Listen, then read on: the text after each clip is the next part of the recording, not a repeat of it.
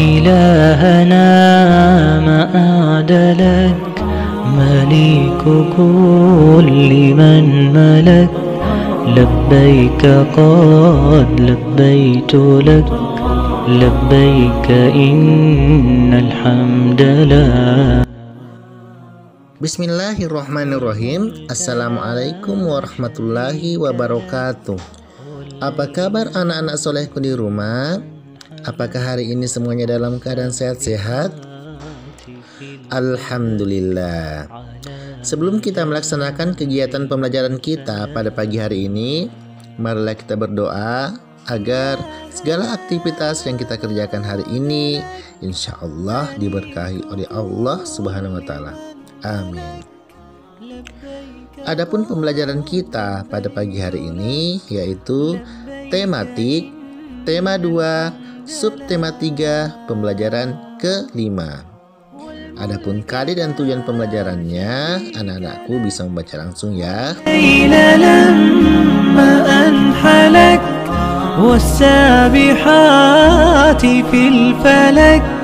على مجاري المنسلك لبيك إن الحمد لك والملك لا شريك لك ما خاب عبد أملك أنت له حيث سلك. Itulah tadi pemaparan kadi dan tujuan pembelajaran yang akan kita pelajari hari ini. Untuk lebih lanjut, silahkan anak-anak solehku simak video berikut. Bismillahirrahmanirrahim. Anak-anak solehku, bersatu kita teguh adalah semboyan bangsa Indonesia dalam mewujudkan persatuan dan kesatuan. Apakah kalian masih ingat arti dari semboyan tersebut? Apa makna semboyan tersebut jika dikaitkan dengan makna upaya mengembangkan kesejahteraan rakyat di awal masa kemerdekaan Indonesia?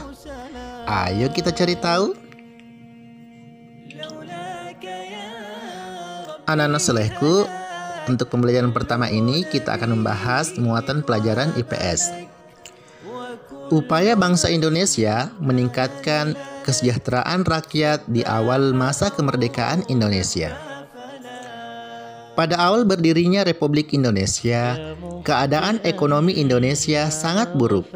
Hal ini disebabkan oleh berbagai hal, di antaranya harga barang-barang mahal akibat inflasi dan adanya blokade ekonomi oleh Belanda atau Nica. Berbagai upaya dilakukan oleh pemerintah beserta rakyat untuk meningkatkan kesejahteraannya. Di antaranya, pada awal kemerdekaan, pemerintah dan rakyat Indonesia belum sempat melakukan perbaikan ekonomi secara baik. Baru bulan Februari 1946, pemerintah mulai memprakarsai usaha untuk memecahkan masalah-masalah ekonomi yang mendesak. Upaya-upaya tersebut meliputi: yang pertama, pinjaman nasional. Program pinjaman nasional ini dilaksanakan oleh Menteri Keuangan, Insinyur Surahman. Pinjaman nasional akan dibayar kembali selama jangka waktu 40 tahun. Yang kedua, konferensi ekonomi.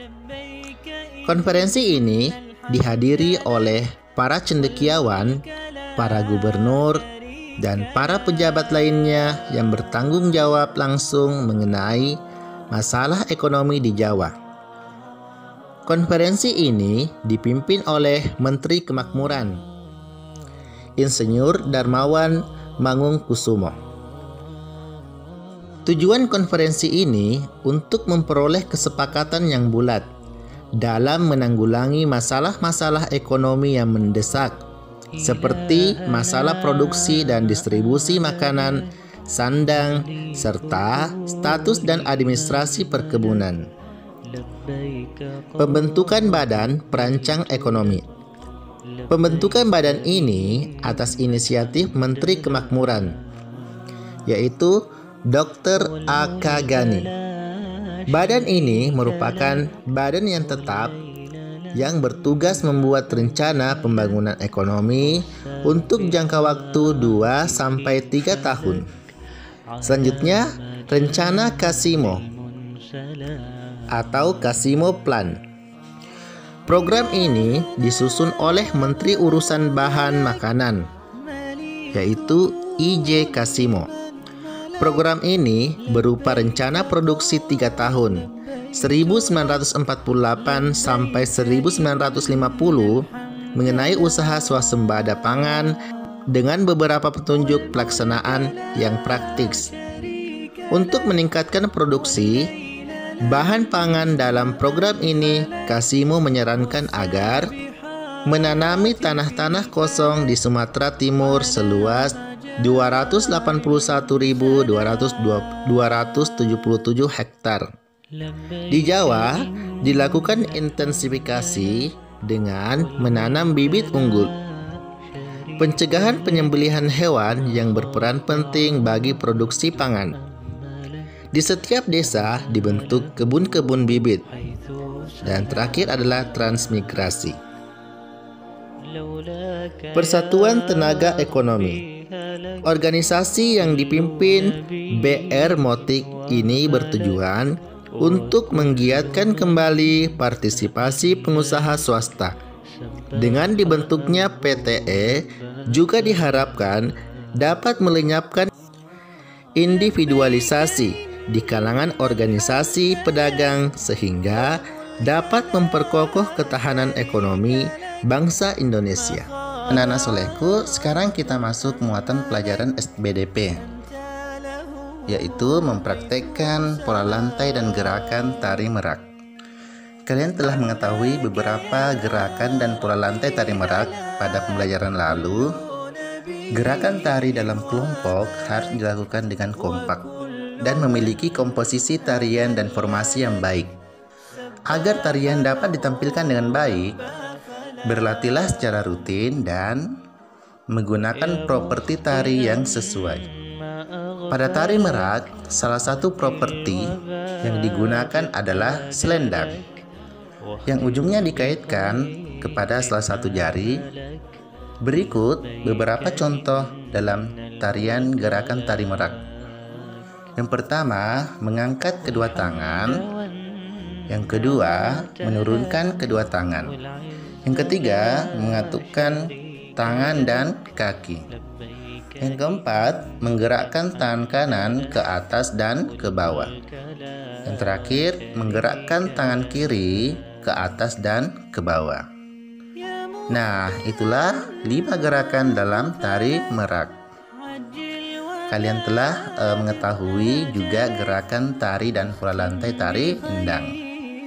Nah, anak-anak solehku, silahkan praktekkan masing-masing di rumahnya ya. Alhamdulillah, demikianlah pembelajaran kita pada pagi hari ini. Semoga anak-anakku semua bisa memahami materi dalam video pembelajaran tersebut. Dan saya tutup dengan ucapan doa kafaratul majelis.